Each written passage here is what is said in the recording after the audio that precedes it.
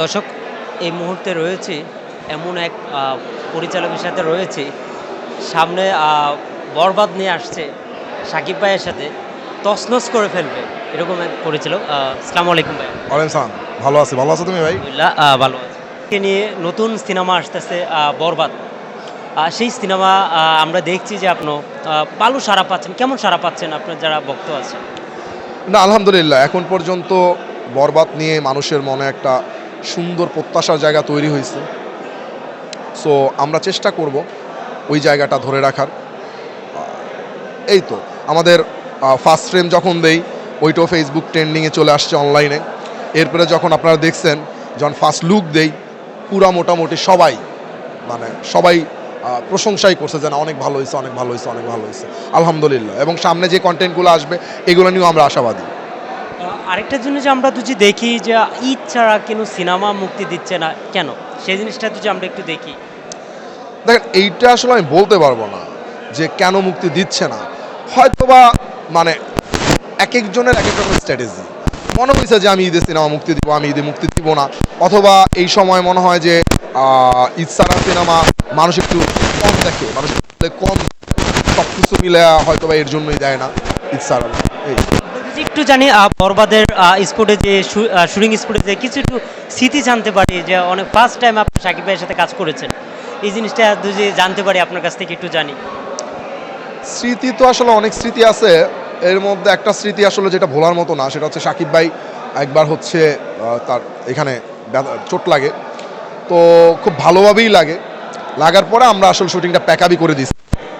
যখন সাকিব ভাই শুনলো যে প্যাক আপ করে দিচ্ছে, আমি ফোনে প্যাক আপ বলতেছি, তখন বলছে যে আমরা প্যাক আপ করিস না, শুটিং করবো। আর প্রডিউসারও প্যাক আপ করে দিচ্ছিল। প্রডিউসার অনেক বোঝাইলো যে আপনার শরীর খারাপ, আমরা আর করি। ওই দিন বড় একটা ক্যারিয়ারের শুটিং, টেট মিলে অনেক একটা টাকার লস যাইতো। তো সাকিব ভাই বলছে না, আমি শুটিং করব, এবং উনি শুটিং করছে। ধরেন এইটা আমার কাছে এটা আসলে অন্য কেউ হইলে করতো না। আমি আশা জীবন মনে নায়ক মান্না ভাই মারার পরে দেখলাম যে সাকিব ভাই একাই ইন্ডাস্ট্রিতে টেনে নিয়ে যাচ্ছে, সেই জিনিসটা কেমনভাবে দেখবেন? এইটা আসলে সাকিব ভাইয়ের যোগ্যতা, উনি এটা ডিজার্ভ করে। উনি একটা সিনেমার জন্য যেরকম খাটে, যারা ওনার সাথে কাজ করছে ওনারাই জানবে, বুঝবে। এর জন্য আসলে উনি টেনে নিয়ে যাচ্ছে, ওনাকে দর্শক এত ভালোবাসে। দর্শকের ভালোবাসার জন্যই কিন্তু উনি টেনে নিয়ে যাইতে পারতেছে। আর উনি এটা তৈরি করছে, অর্জন করছে। সাকিব ভাই মানুষ হিসাবে আপনার দিক দিয়ে কেমন? অসম্ভব ভালো মানুষ। ব্যক্তি সাকিব ভাই বলেন, আপনি আমাদের সুপারস্টার মেগাস্টার সাকিব খান বলেন, অসাধারণ মানুষ, অসাধারণ ভালো মানুষ। বরবাদের কোথায় কোথায় শুটিং হয়েছে, কোন স্পটগুলোতে শুটিং হয়েছে? এটা তো মুম্বাইতে শুটিং হয়েছে, কলকাতায় শুটিং হয়েছে, বাংলাদেশে শুটিং হয়েছে, 3 জায়গায় শুটিং হয়েছে। এমন কোন মেসেজ আছে বরবাদে যে মানুষ দেখবে? এইরকম কি মেসেজ? রোমান্স অ্যান্ড ভায়োলেন্স দেখতে যাবে মানুষ, এটাই আর কি। রোমান্স অ্যান্ড ভায়োলেন্স বরবাদ। ঈদে অনেক সিনেমাই আসছে ঈদে, কিন্তু ওই আপনার সিনেমার সাথে কিন্তু টক্কর দিতে আসছে অনেক সিনেমাই আসছে। অনেকেই সাকিব খানের ভক্তরা কমেন্ট করছে যে টিকবে না, সেই জিনিসটা কেমনভাবে দেখবেন? না না না, এইগুলো তো আমি বিশ্বাস করি না। টিকবে না, টক্কর দিতে আসছে, এইগুলো একদমই আমি বিশ্বাস করি না। যে যার যার সিনেমা নিয়ে আসবে, যার সিনেমা ভালো হবে, তার সিনেমা দর্শক দেখবে, এইটাই স্বাভাবিক। এখানে টক্কর দেওয়া, টিকবে না, এগুলো তো আসলে আমি একমত না। আমি চাই প্রত্যেকটা ছবি মানুষ দেখুক। এই আপনি কার সিনেমা আগে দেখবেন? আমি অবশ্যই আমার সিনেমা আমি প্রথমে সবার সাথে দেখব। স্বাভাবিক না এটা? আমি তো দর্শকের রিয়াকশনটা তো আমি কাছ থেকে দেখতে চাই। সো আমি আমার সিনেমাটাই দেখবো প্রথমে। এখন থেকেই আপনি হলে সিনেমা আসেন, দর্শকদের ভালোবাসা এখনই যেরকম পাচ্ছেন, আমরা দেখছি সোশ্যাল মিডিয়াতে, হলে যে আপনি ভাইরাল, সেই জিনিসটা কেমনভাবে দেখবেন?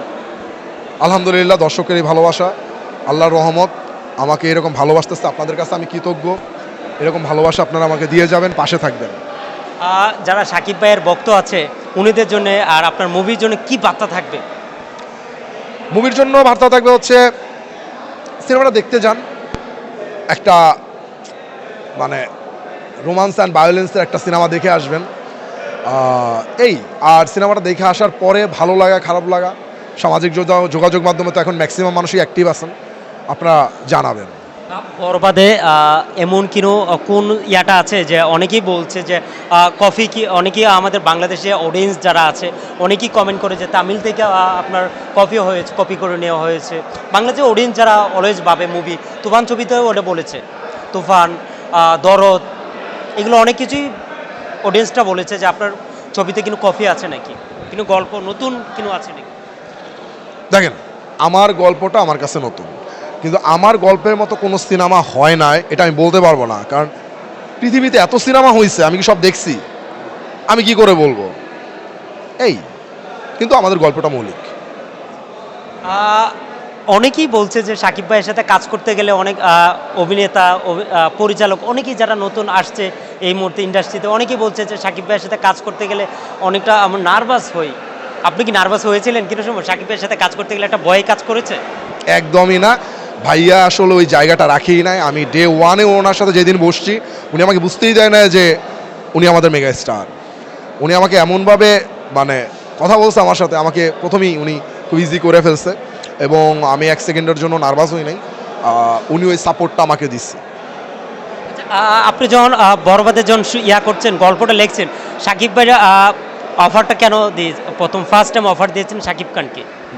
না, আমার গল্পটা আমি যখন লিখি তখন ওই ক্যারেক্টারটা যখন দাঁড়ায়, আমার মনে হয়েছে এটা সাকিব খান মানে আমাদের মেগা স্টার করতে পারবে। তো আমি তারে ভাই ভাই লিখছি আর কি। লেখার পরে মনে হয়েছে যে না, আসলে মানে এই ক্যারেক্টারটার জন্য উনি। দেন আমি শুনাই, ভাইয়া রাজি হয়ে যায়। সাকিব খান যদি রাজি না হতো তাহলে পরবর্তীতে কোন নায়ককে সিলেক্ট করতেন? ওই ভাবনার জায়গায় তো আমি পাই নাই, মানে ওই ভাবনার জায়গায় তো আমি পাইনি। আমি গেছি, শুনাইছি, রাজি হয়ে গেছে। এবার তো আমাকে না বললে পরে তো আমি বলবো যে আচ্ছা আমার কে হইতে পারে, অথবা এমনও হতে পারে আচ্ছা ঠিক আছে সিনেমা করবে না, তাহলে এই গল্পটা বাদ। আমার ওইটা ওই অপশন আমি পাই নাই। উনি এটাও বলেছে যে আপনার কাছে যদি ইনভেস্টর থাকে তাহলে উনি দিবে, এরকম তো কথা হয়েছে সোশ্যাল মিডিয়াতে। হ্যাঁ, উনি বলছে যে হ্যাঁ এটাই, মানে উনি বলছে, আমি গল্পটা শোনানোর পরে ওনার খুব ভালো লাগছে। গল্পটা ভালো লাগার পরে আমাকে বলল যে তোমার কি প্রডিউসার আছে নাকি আমি প্রডিউস করব? পরে বলতে ভাই আমার কাছে প্রডিউসার আছে। আমার কাছে প্রডিউসার ছিল। যারা নতুন যারা নায়ক আসছে উনিদেরকে জন্য কি বলবেন? সবার জন্য একটা কথাই বলবো, আসলে আমি ছোট মানুষ, প্রথম সিনেমায় আসছি, আমি খুব বেশি ভালো বুঝি না। আসলে আমার এখন পর্যন্ত মনে হয় না ওই যোগ্যতা হয়েছে যে আমি ওনারা কি করবে এটা নিয়ে কথা বলবো।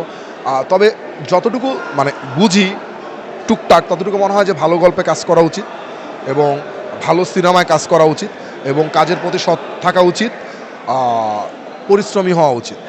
আপনার বরবাদের পরে কোন কাজ আসছে নতুন? আপাতত বরবাদটা শেষ করি, তারপরে বলতে পারবো যে বরবাদের পরে কি আসতেছে। এখন বরবাদ নিয়ে ভাবতেছি, এরপরে অন্য কিছু নিয়ে ভাবতেছি না। আপনাকে লাস্ট একটা প্রশ্ন নিব আমি।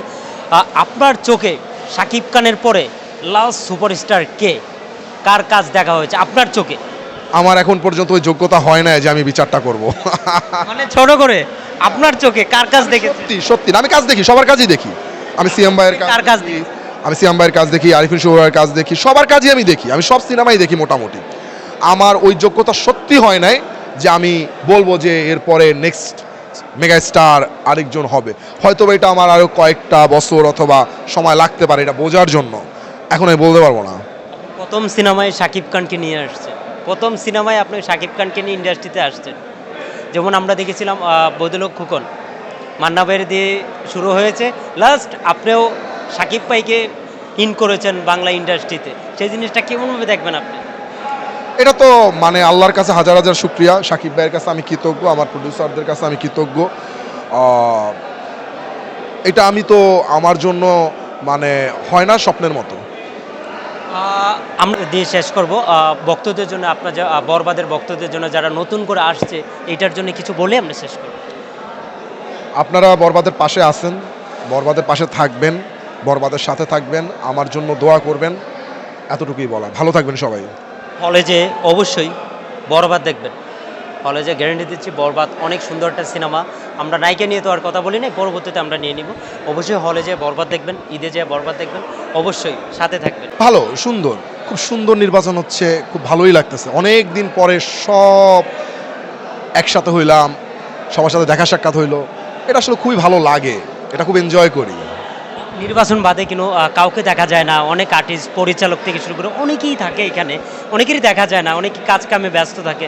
কেমন জিনিসটা লাগছে? অনেক পরিচালকের সাথে দেখা হচ্ছে, সেই জন্য কতদিন পরে দেখা হচ্ছে?